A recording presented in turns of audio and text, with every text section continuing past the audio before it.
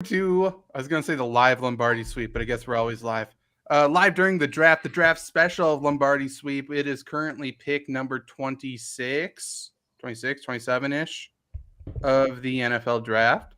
Packers have one pick locked and loaded.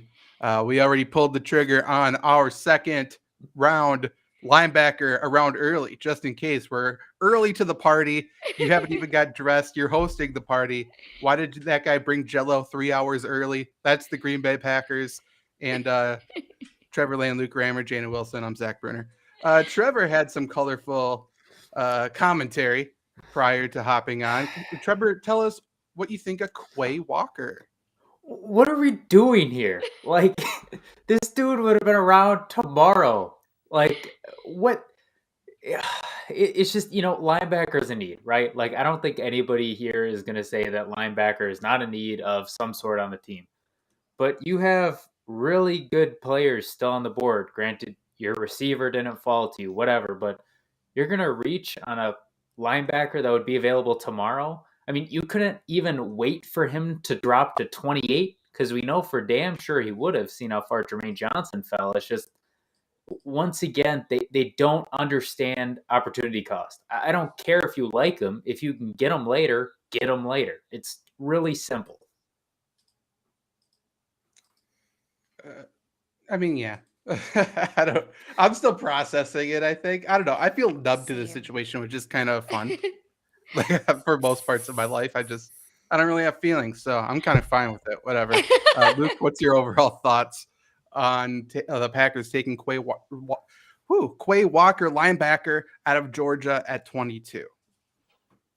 So to me, I said it at the show we did right after the Packers lost to the 49ers in the playoffs. But that last year kind of felt like the last run for the Aaron Rodgers era to me. So maybe I'm in the same mindset as you, Zach, numb to the pick. I almost feel like this is just another development pick, maybe to help Gutekunst stay in Green Bay for another 4 years. Oh, it's for sure a development pick. I don't think there's any two-way about it. The guy has started 1 year in college. He was pretty good. Yeah, I'm not saying he's a bad player by any means. Neither am I. Right. But it's for I don't think it's wild to say that he won't start this year. Right. It's just because we got Chris Barnes. 22nd pick. Why are you drafting somebody that's not fucking starting, man? Considering you just gave Devondre Campbell a lot of money. Right. And I was someone who was pushing linebacker in the second round on the 2 second-round picks. So, I mean, position-wise, I'm not upset. I get taking linebacker early, but this isn't the guy. This is the first linebacker off the board. Here's what I'm upset about. Devontae Adams has now turned into a linebacker. That's not going to start day one. Yeah. A 1 year starter at linebacker. Just wait till he turns to a linebacker and a fullback in round 2. Just wait. Jason Poe. If Jason Poe's the fullback, you know what? I would take it. Yeah. I'll say something about the draft. It's tough to see 6 receivers go off the board and 2 more traded. Without Packers, it didn't feel like they were. Who knows what's behind the scenes? But I mean, we know what Gutekunst said. Rookie receivers don't produce right away. And Jamar Chase just had the greatest rookie season of all time last year.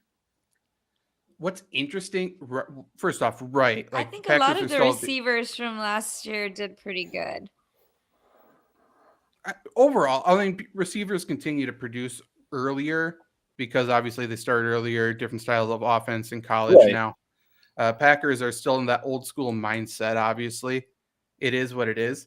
What I find interesting about this draft is obviously there were talks of there's going to be so many trades. There weren't in the top 10. Now it's blowing up. But for all of these teams who were rumored they need to trade back, they want to trade back, they want to get out of here, the asking price has been really high. Mm-hmm. And I guess it's because there's a lot of bidders, but just look at what the Lions did to move up to the Vikings pick. They gave up their first round pick. They gave up 32. They gave up 34.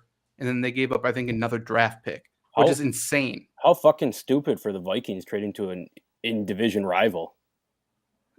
Well, the Vikings got the pick though. All those Oh, picks. right. Yeah. I mean, Right. Yeah, right. Both of them. It's weird to see that. Like, yeah, I guess we don't know who won the trade. If Jameson Williams turns into the guy who he can be, I guess maybe the Lions won it. But you're talking 3 top 34 picks. It's almost 3 first-round picks. It's like there's no chance the Packers would ever pay that because they value draft picks so much. Which, again, I'm not saying if that's right or wrong, but in a draft where the asking price and the price of these draft picks are so high, like there is no way the Packers are going to trade. That's fair. Trevor, I know you're upset, but I want to ask you this question. Does this qualify as very interesting to you? Because that's what Mark Murphy said this draft's going to be. It's going to be very interesting. So are you interested so far? Yeah, it's interesting because every year the bar gets lowered and lowered. And every fucking year those guys Limbo, do baby. the damn limbo under it. Right under it. Like it's so low they got to be straddling it in hell right now. I mean, like again, I don't expect every pick to be loved, and like you said, linebacker's a position in need. He is a good player, but as we've seen all the last how many years, they reach on guys when nobody's asking for it. Nobody needs it. Like his name was not mentioned at all. And they're like, we got him. It almost seems like they're the kid who thinks they're smarter than everybody else when they're really the biggest dumbass.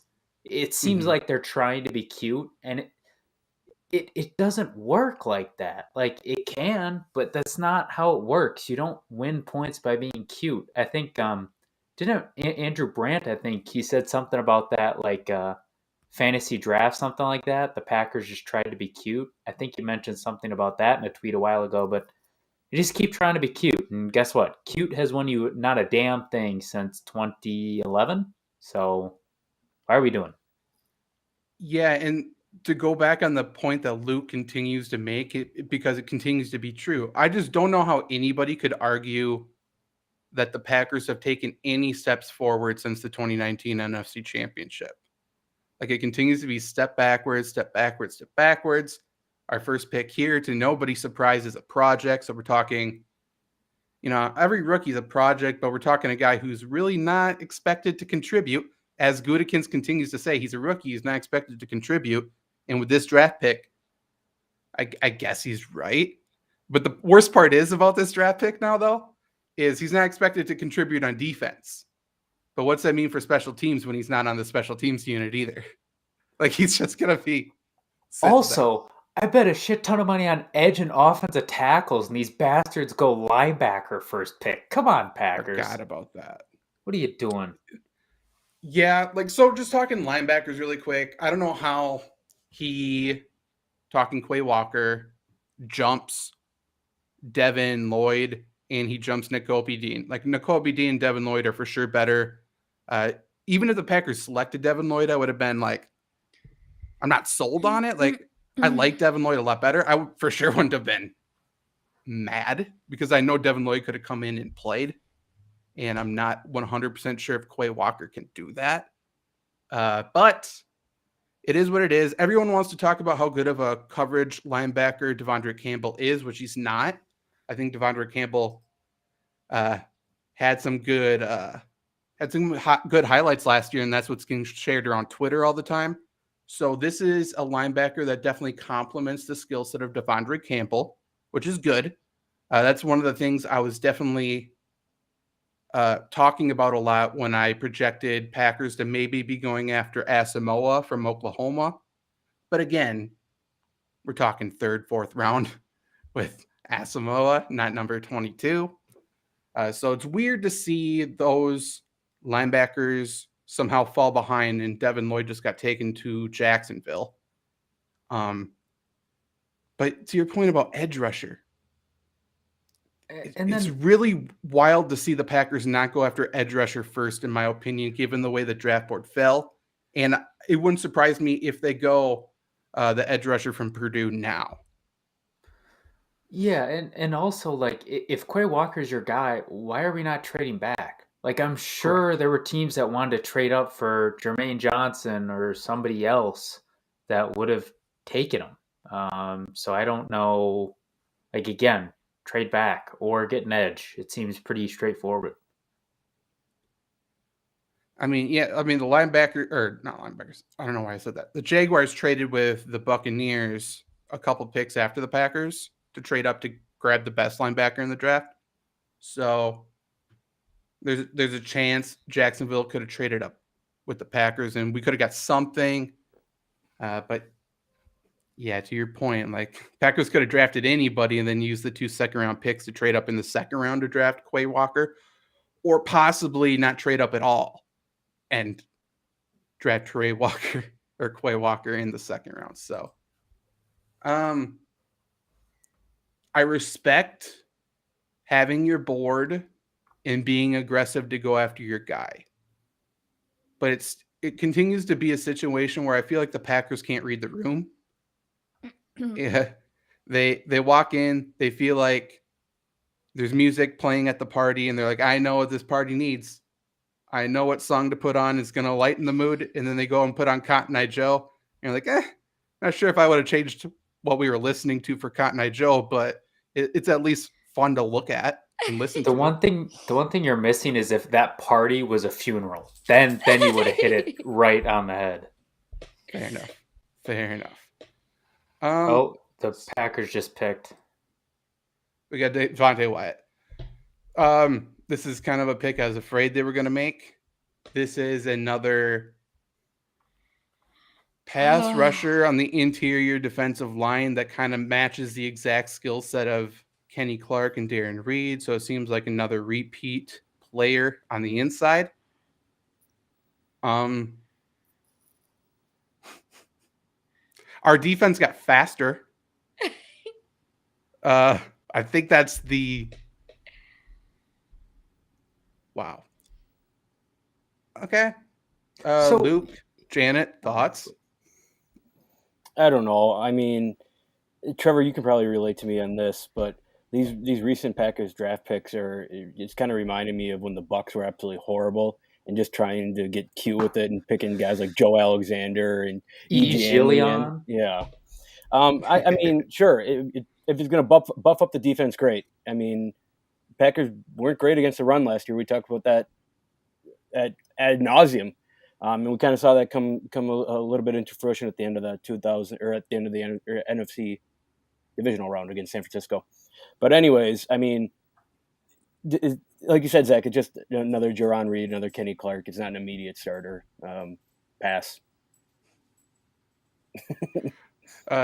Speaking of Packers not being good at playing the run, do you know who's also not good at playing the run? Devontae Wyatt. Mm-hmm. Oh, and also Quay Walker. What are we doing? Like, here's the other problem. Okay, so we need an edge, right? And we need wide receivers. We've used 2 picks on positions that we need, I would argue, less than those. We have 2 second-round picks. So if you're trading up, you have to use a third or worse on one of those positions. And if you're not trading up, you better pray to God somebody falls to you.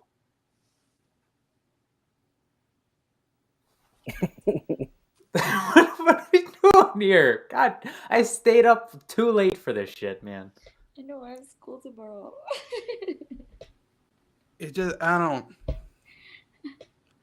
It's predictably underwhelming.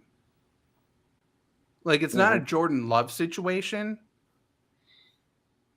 but like we may have drafted 2 backups. Mm-hmm. Y'all, this is the most interesting thing that's happened. Did you see the way Devin Lloyd picked up Roger Goodell? I did not. I am unfortunately not watching the draft. He picked him up like what's that movie? Where like she dances and they pick him up. Dirty Dancing or something? Dirty Dancing. He picked him up like Dirty Dancing.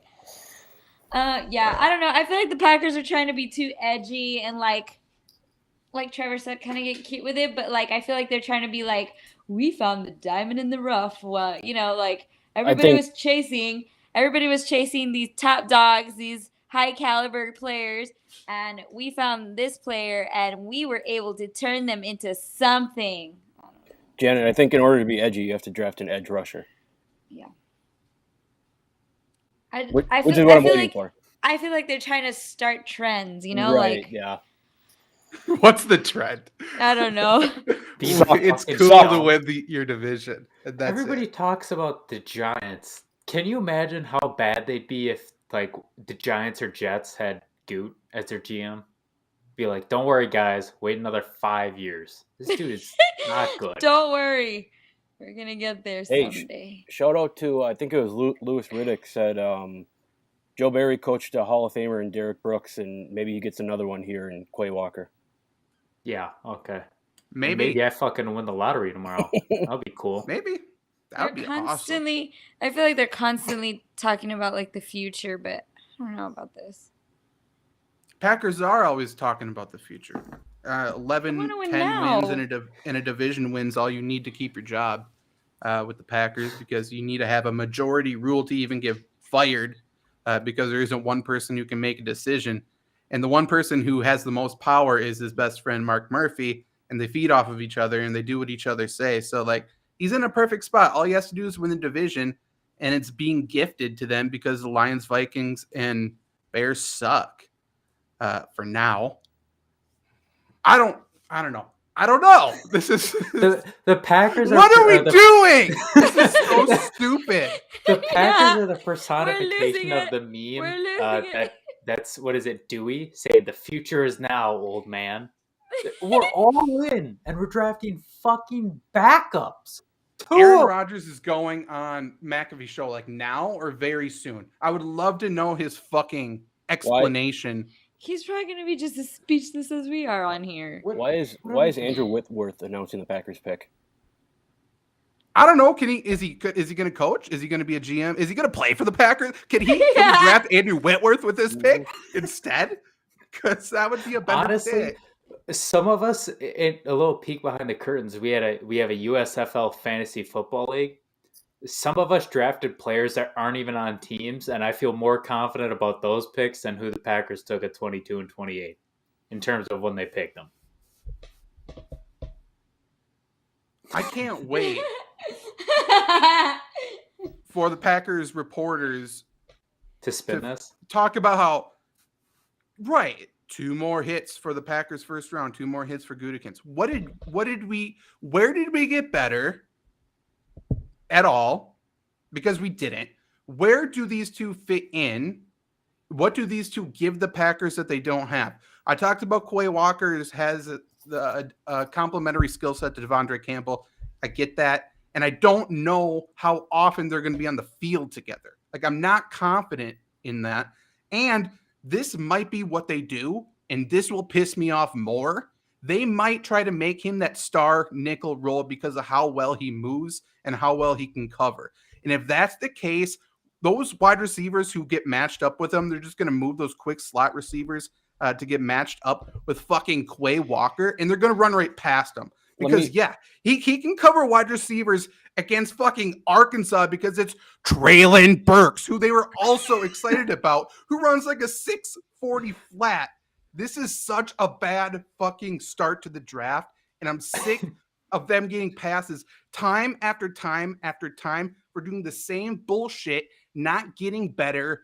And where do we go tomorrow? Are we excited if we draft Khalil Shakir in the 2nd round? I like Khalil Shakir. Why are we reaching for every fucking pick? It's also not okay anymore. If you need a start, you can't say that you like players because then the Packers go against whatever you say. All the players I liked went early, so like apologies, but like still. And then if you need a nickel, Daxton fucking Hill is there. Right, there's players who play that position. I guarantee that's what we're doing. We're going to make him a star role because we love to draft players and make them switch position. We may have Devontae Wyatt doing back pedals in minicamp to try to play safety too. Like, here's the real question: how many weeks over under 6.5 before Joe Barry talks to him. I mean, it's going to be a lot. Luke, I cut you off earlier. Did you have Never something to mind. say? No, I was saying this is just going to turn into another Oren Burke situation. Yep. Just I hope he say can play the name special Quay teams. Walker. Does he even sound like a good player? Like Like he I said- already sounds like a bust at 22. Like, yeah, I agree. Maybe a bust at 22. Like I said, I think he's a fine player. He's a fine player. Maybe he's a fine player. Maybe for the Texans or the Jets, he can start immediately. But the way Zach's talking, I mean, that just sounds Oren Burks to me. Yeah, I think it's a good comparison. To be like without even trying to be funny or biased, I think that is a decent comparison. Unfortunately, I think Oren Burks might be a little bit smaller, but even still, like I think that's what they thought Oren Burks was for too long is what they are thinking this guy is. Mm-hmm. And maybe they're right. And let's talk best case scenario. Best case scenario, he moves really well. He's a good coverage linebacker. He still has zero anticipatory skills, but let's say he figures it out towards the end of the year. How much of an upgrade is he over Chris Barnes? And talking about like getting better, like linebacker 2 last year, like we could have used an upgrade, but it definitely wasn't the weak point of the football team and certainly not the weak point of the football team right now. So, and then again, how much better is Devontae Wyatt than Jaron Reed? Because I would argue he's not. Right. Right. I don't think he is. Hey. So just in terms of getting better, like best case scenarios, even if they both turn out to be very good, I don't think they're that much better than their replacement anyway, which is upsetting. Fair. Good thing we got Sammy Watkins, though. Mm-hmm. But I that's think the we other figured thing. it out. That's the other thing too. Like Luke and I talked on that on the podcast right after we traded Devontae Adams, and we said, we talked about we needing wide receivers, and you either get a veteran wide receiver or a veteran offensive tackle. We said that's great, but you still need to get one in the draft. You got 2 picks left. Unless you somehow trade up in the second again, wide receiver, offensive line, or edge is falling to the 3rd round. That 3rd round is a lost cause, so it's fallen to the 4th round for us.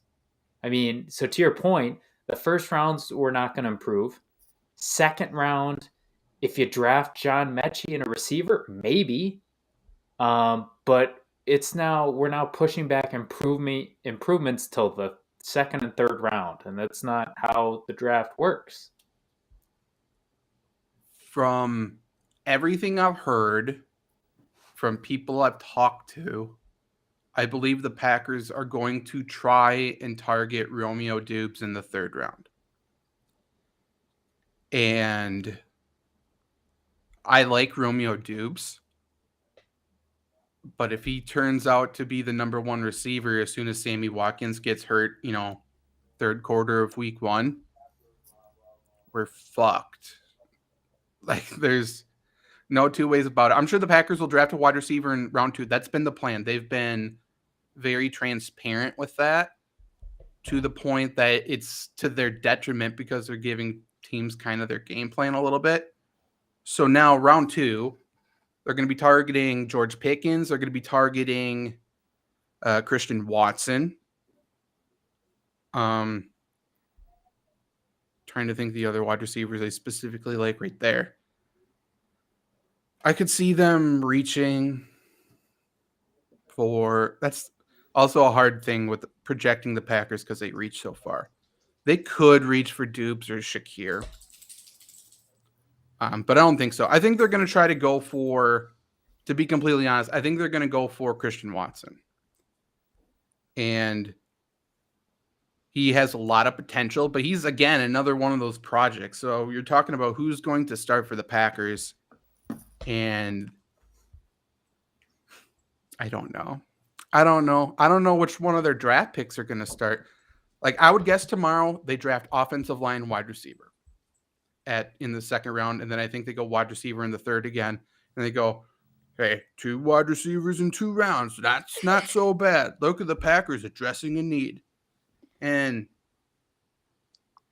It's not technically wrong, but Well, we'll see who here's those the other wide thing. receivers are. They clearly don't have a read on the room. What happens when they miss out on Watson? Right? right. Like, what do we do? Because because Mechie, we love him, but we've talked about him. He's a slot. We don't need a damn slot. I think he can play outside. Like, as the one. I think Mechie can play outside. Isn't he like 5'10" or is he 5'11"? Wouldn't that be like a little bit of size concern? I mean, as much as Odell Beckham is. Fair enough. Fair enough. I don't think you need to be massive to play outside, as long as you can create separation, which he can. Like, I think he's a good enough route runner where he can create separation. I'm not saying he's Devontae Adams, but he creates separation like Devontae Adams does with his feet. So, like, I think he's capable of doing that. I don't think the Packers target him, but if they do, I would be very happily surprised. And I'm not upset with the Packers' first round picks because they didn't get a wide receiver. I think we talked about that prior to the draft. Like, I'd be fine if they didn't do that, as long as they, make it a priority, obviously, on day 2. And I think they will, but I don't trust their scouting ability. We're going to take that what it comes down to. UCLA guy, aren't we? We're going to take him second round somehow, aren't we? Oh, maybe. I don't know. Maybe we'll take Jake Ferguson in the 3rd. I think the Packers do go trade McBride. I think that's a decent projection. I do think the Darren Waller thing was a little bit fugazi because they knew they weren't going to get him, and they were tossing out feelers for going tight end early. And I think, which you could read my take in Graziano's article on ESPN. He kind of talked about that there too. Anything else you guys want to talk about before? I don't know what I'm gonna go do. I donate both my kidneys. Yeah. Imagine how much. Imagine how much Dan Campbell's going to try to wrestle Aiden Hutchinson. Oh man, Dan Campbell. Wear my Dan Campbell shirt. Got to represent. I love. Helmet on. We're ready to go here. If Dan Campbell drafts Jason Poe, this has to become a Lions podcast, right? Like, they killed it in the draft. Like, they actually killed it. Hutchinson, Jameson Williams, and Jason Poe. I mean, shit. You don't even need any of your other picks. It would be tough for me. I would. Yeah. I'll leave if this turns into a Lions podcast. Fine. Friday Ford Fiesta. We might replace you with Dan Campbell. I'm gonna try. Good. I'm gonna be honest with you. I'll try. We can get him on the phone. We'll just have him flexing in the background the whole time. That's all we need. I will say, you know what the Lions do have going for them is they have a Super Bowl experience. Jared Goff. Oh, I think I used the Super Bowl. To be completely honest, I was really going down the line. I'm like, did Amon Ross St. Brown work a Super Bowl before or what? Yeah, okay. This was Lombardi Sweep. This went about as well as I thought it would. So, yeah, we'll be back. You're a lot more calm on this episode than when we drafted Stokes last year. Which is weird because Stokes was probably equally bad pick in terms of, where we took him. Does that fall in line with the expectations not being very high for the Packers this year? I think so. Like I'm being honest when I say it happened. Quay Walker was drafted, and it went through my mind like, did I mix up Nakobe Dean and Quay Walker in my head? That was my first thought. And I'm like, no. And then I was like, yeah, that's about right. That's about where I had the Packers minds at. So I did the same thing. I'm numb. When Trevor said Quay Walker in our group chat, I said, all right. And I forgot that he existed. I had to look him up on Google. Completely forgot. I remember I was going to write a draft profile on him, but I'm like, the dude started 1 year. He's a bum. I was going to say, we must have did close to 70 draft profiles, and he was not one of them. I love how the Packers do this shit for 2 years in a row now. Hey, who's this really good player that we could use? Let's draft his teammate, who's worse. Like what? Come on, guys. I hope he turns into the best player in the draft. So And that's Zach, that's I three. feel like that is exactly what the front office says every time. You Probably. I hope Probably. they They're turn drinking into too the much best of that. Too much of what's that beer that you like in the stadium, Luke? They're drinking Lemon haze haze IPA. Yep. So that's 3 straight first round picks out of Georgia. What's going on? They're I hate when teams do this, and the Packers have become this. It's like they got that winning culture. They just want a daddy, and they know how to win. Let's get the boys who know how to win. And you know who they got to play twice last year? Alabama. So they know what tough is. Alabama's the NFL of college. Like that's all they're. Gutekunst loves his fucking Power 5 schools because he doesn't know how to draft anybody else or scout anybody else. Like Utah, take a trip to Utah, talk to all the Mormons, don't get recruited to their cult, and then watch Utah football because they're very fucking good and they're also a Power 5 school. So like just take a good player. Also, to your point, like how many times did it take Georgia to finally beat Alabama? And then they barely did it when they had no receivers on the field. Georgia played what? They Packers. played Clemson, beat them by 7. UAB, South Carolina, Vanderbilt, Arkansas, Auburn, Kentucky. They didn't play anybody till December. They got lucky 2 games and suddenly were drafting their second string linebacker. We're not gonna make the narrative Georgia's not good. I'll make that. I think narrative. that's what you're doing. We're not doing that. I'll hop on that. Hey, I will make that narrative, man. Anybody that can only gives up 10 plus points to Michigan, nah. No way. I think hate Georgia Michigan, is not that it matters, but I think Georgia is like statistically one of the worst Power 5 college basketball schools of all time. I believe it. That's good to hear. It is. This was Lombardi Sweep. Next week, Wednesday, we'll be live on youtube.com/Flurry Sports, facebook.com/Lombardi Sweep Show. We're going to have a lot of SEC basketball stats, courtesy of Luke, I think. Mm-hmm. Yeah, goodbye. Drink water. Trevor, wave. Brush your teeth.